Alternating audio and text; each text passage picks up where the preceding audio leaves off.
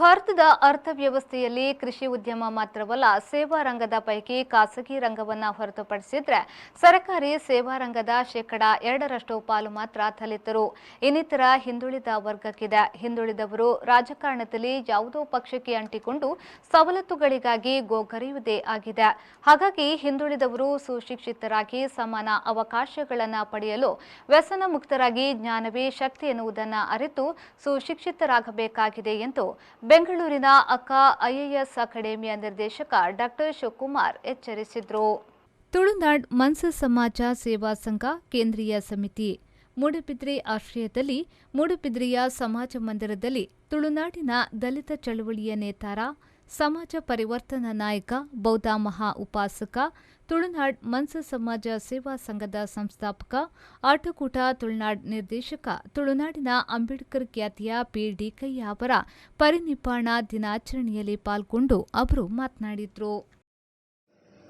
ಜ್ಯೋತಿಬಾ ಫುಲೆಯವರಾಗಲಿ, ಶಾಹು ಮಹಾರಾಜರಾಗಲಿ, ನಾಲ್ವಡಿ ಕೃಷ್ಣದೇವರಾಗಲಿ, ನಾರಾಯಣ ಗುರು, ಪೆರಿಯಾರ್ ಇವರೆಲ್ಲರ ಹೋರಾಟ ಒಂದು ರೀತಿ ಸೌತ್ ಇಂಡಿಯಾಗೆ ಸೀಮಿತವಾಗಿದೆ, ದಕ್ಷಿಣ ಭಾರತಕ್ಕೆ ಸೀಮಿತ ಆಗಿದೆ.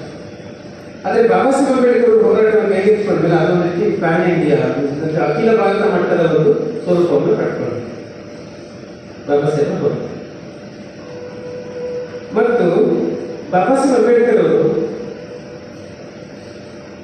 ಬ್ರಿಟಿಷ್ ಗವರ್ಮೆಂಟ್ ಅಂಡರ್ನಲ್ಲಿ, ಬ್ರಿಟಿಷ್ ಸರ್ಕಾರದ ಅಂಡರ್ನಲ್ಲಿ ಈ ಒಂದು ಸಮುದಾಯಗಳಿಗೆ, ಶೋಷಿತ ಸಮುದಾಯಗಳಿಗೆ ಎಷ್ಟು ಸವಲತ್ತುಗಳನ್ನು ತಂದುಕೊಡಬಹುದು ಅದರ ಬಹಳ ಲೆಕ್ಕಾಚಾರದಲ್ಲಿ ಮಾಡ್ತಾರೆ.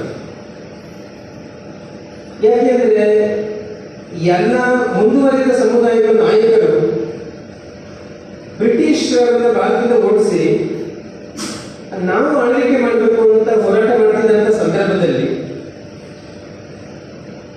ಶೋಷಿತ ಗತಿ ಏನಾಗ್ಬೋದು, ನಾಳೆಗೆ ದಲಿತರ ಗತಿ ಏನಾಗ್ಬೋದು, ಹಿಂದುಳಿದ ಜಾತಿಗಳ ಗತಿ ಏನಾಗ್ಬೋದು ಅನ್ನುವುದು ಬಾಬಾ ಸಾಹೇಬ್ ಅಂಬೇಡ್ಕರ್ ಪ್ರಶ್ನೆ ಆಗಿದೆ.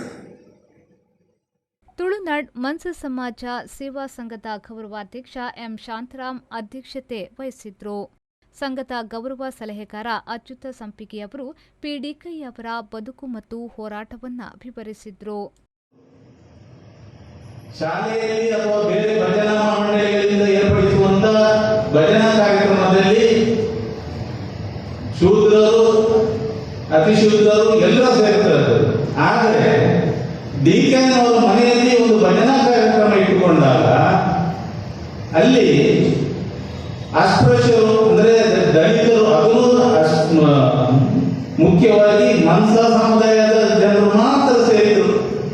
ಉಪಜಾತಿಗಳಾಗಿರುವಂತಹ ನಾಲಿಕೆ ಸಮುದಾಯ ಆಗಲಿ, ಮುಗೇರ ಸಮುದಾಯ ಆಗಲಿ, ಬಾಪುಟ ಸಮುದಾಯ, ಇನ್ನು ಯಾರು ಕೂಡ ಸೇರಲಿಲ್ಲ. ಮನ್ಸ ಸಮುದಾಯದವರು ಮಾತ್ರ ಈ ಘಟನೆಯಲ್ಲಿ ಭಾಗವಹಿಸಿದರು.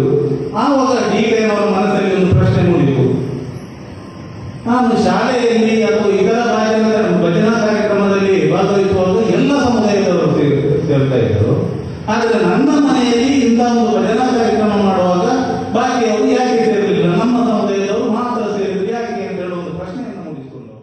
ಮುಲ್ಕಿ ಸರ್ಕಾರಿ ಪದವಿ ಪೂರ್ವ ಕಾಲೇಜಿನ ಪ್ರಾಂಶುಪಾಲರಾದ ಡಾಕ್ಟರ್ ವಾಸುದೇವ ಬೆಳ್ಳೆಯವರು ಮಾತನಾಡಿ ಪಿ.ಡಿ. ಕಯ್ಯ ಅವರ ಚಳವಳಿಯ ಬಾಂಧವ್ಯವನ್ನ ನೆನಪಿಸಿಕೊಂಡರು.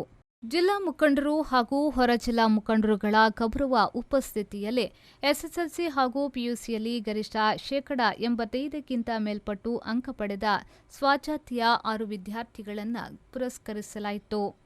ವೇದಿಕೆಯಲ್ಲಿ ತುಳುನಾಡು ಮನ್ಸ ಸೇವಾ ಸಂಘ ಕೇಂದ್ರೀಯ ಸಮಿತಿಯ ಅಧ್ಯಕ್ಷರಾದ ವೆಂಕಣ್ಣ ಕೊಯ್ಯೂರು, ಬಹುಜನ ಚಳವಳಿಯ ಅತ್ರಾಡಿ ಅಮೃತ ಶೆಟ್ಟಿ, ಬಾಲಕೃಷ್ಣ ಕೇರಳ ಉಪಸ್ಥಿತರಿದ್ದರು. ಸತೀಶ್ ಕಕ್ಕೆಪದವು ಸ್ವಾಗತಿಸಿ ಶ್ರೀ ದುರ್ಗಾ ಪರಮೇಶ್ವರಿ ದೇವಳ ಪದವಿ ಪೂರ್ವ ಕಾಲೇಜು ಕಟೀಲು ಇದರ ಉಪಪ್ರಾಂಶುಪಾಲ ಸೋಮಪ್ಪ ಆಲಂಗಾರ್ ಪ್ರಾಸ್ತಾವಿಕವಾಗಿ ಮಾತನಾಡಿದ್ರು. ಉದಯ ಗೋಳಿಯಂಗಡಿ ವಂದಿಸಿದ್ರು. ನಿರಂಜನ ಸ್ವಾಮಿ ಪ್ರಥಮ ದರ್ಜೆ ಕಾಲೇಜು ಸುಂಕದಕಟ್ಟೆ ಬಜ್ಪೆಯ ಉಪನ್ಯಾಸಕಿ ಶಾಲಿನಿ ಆರ್ ಬೋಧಿ ಕಾರ್ಯಕ್ರಮವನ್ನು ನಿರೂಪಿಸಿದ್ರು. ಪ್ರೇಮಶ್ರೀ, ವಿ4 ನ್ಯೂಸ್, ಮೂಡುಬಿದ್ರೆ.